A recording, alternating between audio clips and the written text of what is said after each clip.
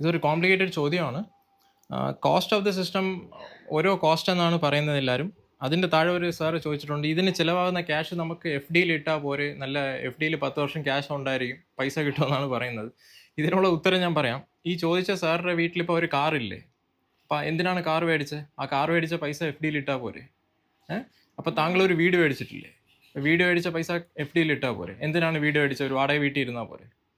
താങ്കളുടെ വീട്ടിൽ T V ഇല്ലേ, ഫ്രിഡ്ജില്ലേ, വാഷിംഗ് മെഷീൻ ഇല്ലേ? അപ്പം ഇതൊക്കെ എന്തിനാണ്? എല്ലാം എന്തായാലും ചീത്തയാവും. ഓക്കെ, അപ്പം ഇതിൻ്റെ പൈസ എല്ലാം എഫ് ഡിയിൽ ഇട്ടാൽ പോരെ? അപ്പം ഏതെങ്കിലും സോളാർ എന്ന് പറയുന്നത് ഒരു അസറ്റാണ്. അൺലെസ് ഓർ അൺടിൽ നിങ്ങൾ അത് നല്ല രീതിയിൽ ചെയ്തിട്ടുണ്ടെങ്കിൽ. ഓക്കെ, ഇതിന് നമുക്ക് 25 ഇയേഴ്സിന് ജനറേഷൻ ഉണ്ടാവും. ഓക്കെ, ഇപ്പം വാറണ്ടി തന്നെ നോക്കി കഴിഞ്ഞാൽ 10 ഇയേഴ്സ് ആണ്. അപ്പം ഡെഫിനറ്റ്ലി അത് കവർ ചെയ്യുന്നുണ്ട്, റിട്ടേൺ ഓഫ് ഇൻവെസ്റ്റ്മെൻറ്റ് കവർ ചെയ്യുന്നുണ്ട്. ഓക്കെ, 10 ഇയേഴ്സിന് ശേഷവും പ്രവർത്തിക്കാൻ പറ്റും. 10 ഇയേഴ്സ് ആണ് ലൈഫ് എന്നല്ല, 10 ഇയേഴ്സ് ആണ് warranty. That means it can be extended beyond 10 years.